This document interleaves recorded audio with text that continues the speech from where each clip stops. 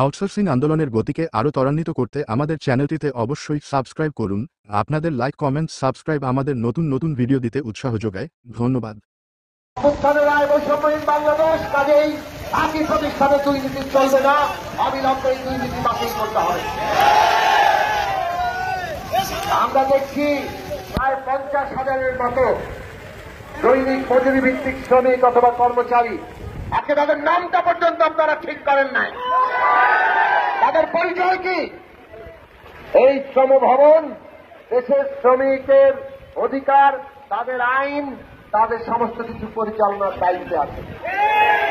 শ্রম ভবন, শ্রম মন্ত্রণালয় যে আইন দিয়েছে সে আইন অনুযায়ী যারা কাজ করেন তাদের প্রত্যেকের কাজের পরিচয়, তাদের সুনির্দিষ্ট নিয়োগ নীতিমালা, তাদের অন্যান্য সমস্ত অধিকার নিশ্চিত করার কথা। ভোট সরকারেই আজকে আমরা ভূত দেখতে পাচ্ছি। বলে না যে শস্যের মধ্যে যদি ভূত থাকে তাহলে ভূত দাঁড়াবে কে? আজকে সরকারের মতোই আমরা দেখতে পাচ্ছি সরকারি প্রতিষ্ঠানে একদিকে কর্মচারীরা আউটসোর্সিং প্রতিষ্ঠানের চলে, নানান ঠিকাদার প্রতিষ্ঠান আজকে মানুষের শ্রম নিয়ে ব্যবসা করে সরকারি প্রতিষ্ঠানে, অন্যদিকে দৈনিক মজুরি ভিত্তিক যে যারা নিয়োগ পান তাদের পরিচয় এখন পর্যন্ত ঠিক করা হয়নি। আমরা পরিষ্কার করে বলতে চাই, তারা শ্রমিক অথবা কর্মচারী যেভাবেই হোক তাদের সুনির্দিষ্ট পরিচয় নির্দিষ্ট করতে হবে, কারণ এই পরিচয় তাকে অধিকার দেয়। শ্রমিক হলেও সে ইউনিয়ন করতে পারে, কর্মচারী হলেও সে তার রেজিস্টার্ড সমিতি করতে পারে, কিন্তু আজকে তারা কোনো কিছুই করতে পারছে না, না ইউনিয়ন না সমিতি। আজকে রেজিস্টার্ড কোন ইউনিয়ন না থাকাতে অথবা সমিতি না থাকাতে তারা তাদের অধিকার, তাদের দাবি দাওয়া নিয়ে নিয়মতান্ত্রিক আন্দোলন, সেই আন্দোলনও পরিচালনা করতে পারছে না। কাজেই সরকারি প্রতিষ্ঠানে, খোদ সরকারে আজকে যে অন্যায় এবং বৈষম্য চলছে, আমরা কর্তৃপক্ষের দৃষ্টি আকর্ষণ করব যে এই বিষয়ে আপনারা অবিলম্বে ব্যবস্থা নেবেন। আমরা দেখেছি মাননীয় শ্রম উপদেষ্টা, শ্রম মন্ত্রণালয়ের সম্মানিত সচিব সহ কর্মকর্তারা আউটসোর্সিং কর্মচারীদের আন্দোলনের সময় তারা ধৈর্যের সাথে তাদের সাথে বৈঠক করেছেন, তাদের কথা শুনেছেন এবং একটা সুপারিশমালা অর্থ মন্ত্রণালয়ে পাঠিয়েছেন। অর্থ মন্ত্রণালয় থেকে ইতিমধ্যে একটা নীতিমালা আউটসোর্সিং কর্মচারীদের জন্য তৈরি করা হয়েছে। সেখানে অনেক দাবি মানা হয় নাই, কিন্তু তারপরও আউটসোর্সিং কর্মচারীদের আন্দোলনের স্বীকৃতি দেওয়া হয়েছে, বেশ কিছু অধিকার দেওয়া হয়েছে।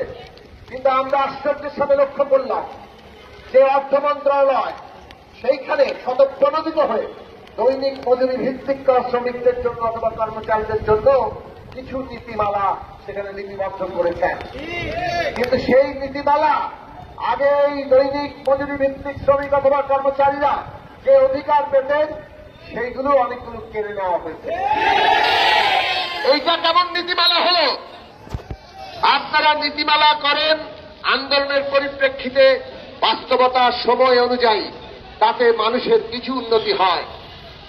আজকে বাজার দর বাড়ে, তার কিছু বেতন বাড়ে, তার অধিকার বাড়ে, নানান ধরনের ভাতা বাড়ে, ছুটি বাড়ে, কিংবা কর্মের নিশ্চয়তা বাড়ে। কিন্তু আমরা অদ্ভুতভাবে দেখলাম যে নীতিমালা তৈরি করা হলো, তারা বলছেন যে আগে কোনো নীতিমালাই ছিল না, এখন আমরা একটা নীতিমালা করেছি। কিন্তু এই নীতিমালা আগে যেসব অধিকার তারা ভোগ করতেন, এই নীতিমালা ইতিমধ্যেই তাদের অধিকারগুলো কেড়ে নেওয়া শুরু করেছে। আমি এখানে এসে শুনলাম যে একটি প্রতিষ্ঠানে বিজ্ঞান ও গবেষণাগারে আপনারা বলেছেন 22 দিনের বেতন তারা পাবেন, তো জুলাই মাস থেকে কার্যকর হওয়ার কথা, কিন্তু তারা 3 মাস আগেই তা কার্যকর করেছে। এই সমস্ত নানান মন্ত্রণালয় অথবা প্রতিষ্ঠানে এইগুলো ঘটছে।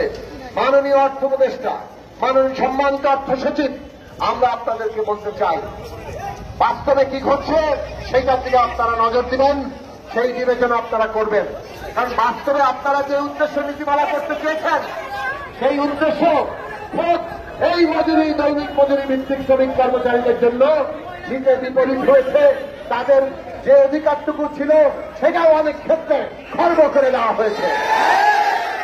কাজেই আজকে আমরা পরিষ্কার করে দাবি করব, এই বাংলাদেশে 2025 সালে এসে যখন 24-এর অভ্যুত্থান বাংলাদেশে বৈষম্য থাকবে না এই রায় দিয়ে দিয়েছে, সেই সময় আজকে দৈনিক মজুরি ভিত্তিক শ্রমিক অথবা কর্মচারীদের জন্য তাদের মাতৃত্বকালীন ছুটি নাই, তাদের বাৎসরিক নৈমিত্তিক ছুটি নাই।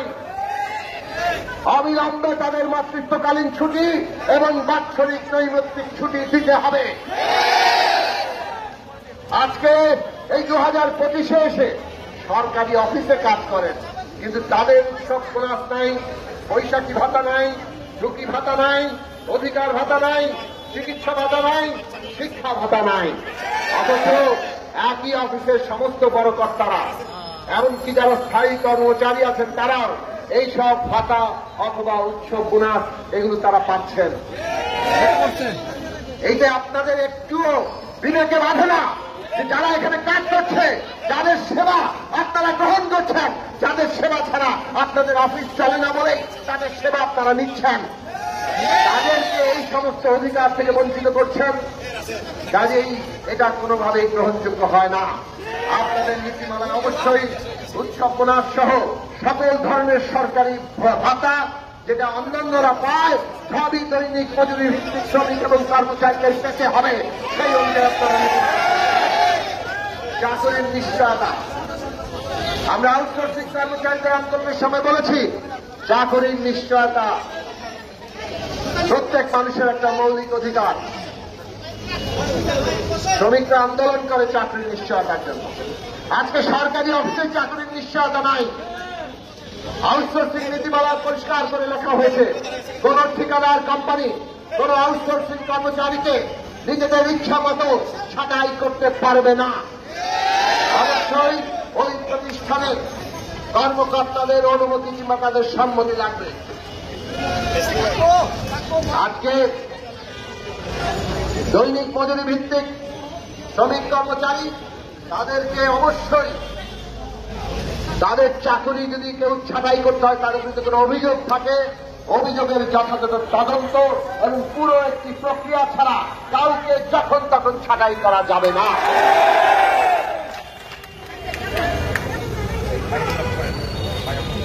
আপনারা মাসিক বেতন, আরে শ্রমিক দল লড়াই করে তাদের বাঁচার মতো মজুরির জন্য। বাঁচার মতো মজুরি মানে সম্মানজনক ভাবে বাঁচার মতো মজুরি। একটি পরিবার সে তার একজন শ্রমিক তার পরিবার নিয়ে, কর্মচারী তার পরিবার নিয়ে, তার সন্তানদের লেখাপড়া, স্বাস্থ্য, তাদের বাসস্থান এই সব কিছু নিশ্চিত করতে পারে সেই রকম ভাবে সম্মানজনক ভাবে বাঁচার মতো মজুরি নির্ধারণ করতে হবে। অন্যরা যদি 5% করে বাড়ে, কর্মকর্তাদের যদি ইনক্রিমেন্ট হয় বাড়ে, তাহলে শ্রমিকের কি বাড়া লাগে না? বাজারে কি দুই ধরনের দাম আছে? বাজারে তো দুই ধরনের দাম নাই। কাজেই প্রতি বছর বছর শ্রমিক কর্মচারীদের দামও তাদের বেতনও বাড়তে হবে। নীতিমালায় সেইটাও যুক্ত করবেন। চাকরির নিয়োগপত্র প্রদান, কর্মঘণ্টা নির্ধারণ, অনেক প্রতিষ্ঠান